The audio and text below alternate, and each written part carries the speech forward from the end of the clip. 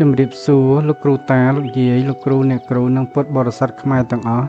ជាកិច្ចចាប់ផ្ដើមមុនការអានគម្ពីរពលឺមនោវិញ្ញាណធាតុខ្ញុំបាទសូមនមស្ការថ្វាយបង្គំចំពោះព្រះរតនត្រ័យ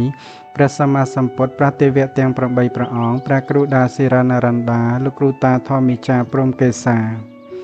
នមោតស្សៈភគវតោអរហតោសម្មាសម្ពុទ្ធស្សៈនមោតស្សៈភគវតោអរហតោសម្មាសម្ពុទ្ធស្សៈនមោតស្សៈភគវតោអរហតោសម្មាសម្ពុទ្ធស្សៈពុទ្ធាំសរណង្កច្ឆាមិធម្មាំសរណង្កច្ឆាមិសង្ឃាំសរណង្កច្ឆាមិកម្មវិធីអានគម្ពីរពលឺមនោវិញ្ញាណធាតុភាគទី2ទំព័រទី31ដល់ទំព័រទី34ស្រាវជ្រាវនឹងរៀបរៀងចងក្រងដោយលោកគ្រូតាធម្មីចារព្រំកេសានិងលោកយាយនិងបុប្ផាផ្សព្វផ្សាយប្រធមដោយមជ្ឈមណ្ឌលសមត្ថវិបស្សនាធុរៈលោកគ្រូធម្មីចារព្រំកេសា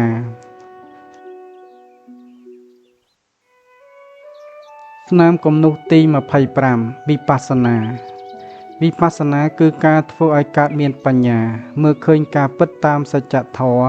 មាន4ផ្នែកខុសៗគ្នាជាបន្តបន្ទាប់មិនអាចចម្រើនភាវនារំលងបានឡើយគឺមានចិត្តចេតសិករូបនិព្វានចិត្តសភាវៈដឹងចិត្តមាន89ឬ121ចិត្ត89ប្រភេទដោយសង្ខេបកាមាវិចរចិត្ត54ដួងរូបាវិចរចិត្ត15ដួងអរូបាវិចរចិត្ត12ដួងលោកតរចិត្ត8ដួងរួមជា89ចិត្ត121ប្រភេទដោយពឹស្ដាកាមាវិចរចិត្ត54ដួងរូបាវិចរចិត្ត15ដួងអរូបាវិចរចិត្ត12ដួងលោកតរចិត្ត40ដួងរួមជា121កាមាវិចរចិត្ត54ចិត្តដែលត្រាច់ទៅដោយច្រើនក្នុងកម្មភពទាំង11មហាកុសលចិត្ត24ឬកាមាវិចរសុភនចិត្ត24អកុសលចិត្ត12អហេតុកចិត្ត18រួមជា54ដួង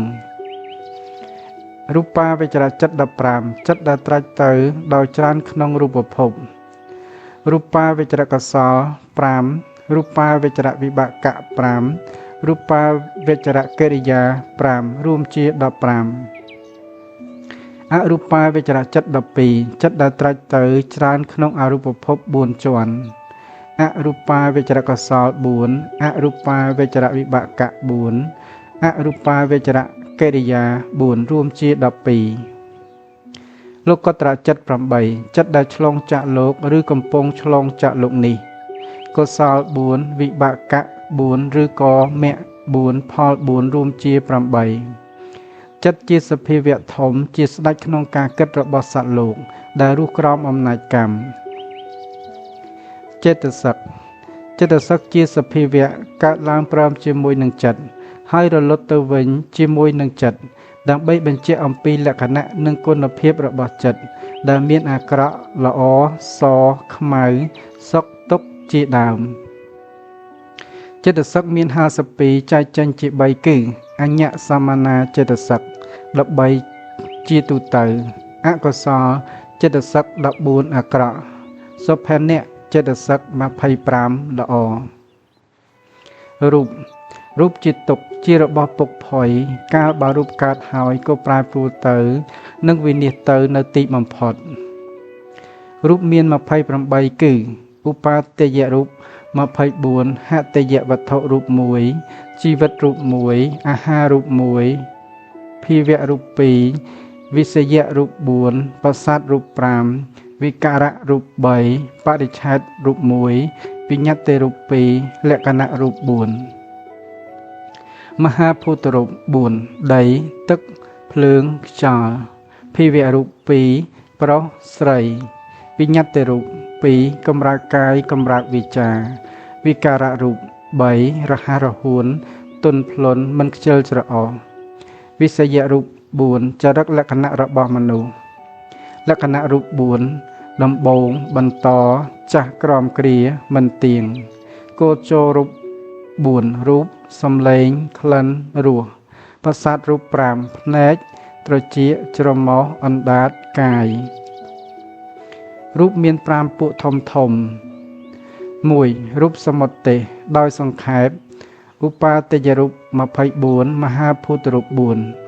2. រូបវិភាគដោយចំណែកអតីតអនាគតហិនរូបបណិតរូប 3. រូបសមុទ្រដ្ឋាន 4. ពួកជាបច្ច័យកម្មចិត្តឧតោអាហារ 4. រូបកលបៈ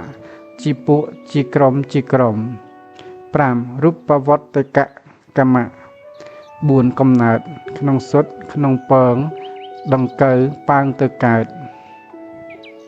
និព្វានជាទីរំលត់ទុក្ខរលត់រូបនិងនាមរូបដីទឹកភ្លើងខ្យល់នាមវេទនាសញ្ញាសង្ខារវិញ្ញាណនិព្វានមានពីរគឺសឧបាទិសេសនិព្វានរលត់កិលេសអនុបាទិសេសនិព្វានរលត់បញ្ញខណ្ឌ